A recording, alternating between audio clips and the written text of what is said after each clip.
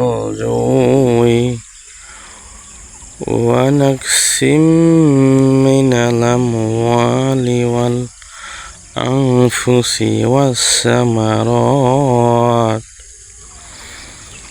وبشر الصابرين الذين إذا أصابتهم مصيبة قالوا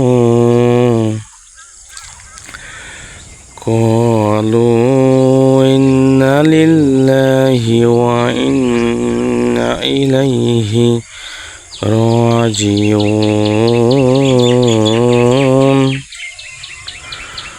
أولئك عليهم صلوات من ربهم والرحمة وأولئك هم المهتدون.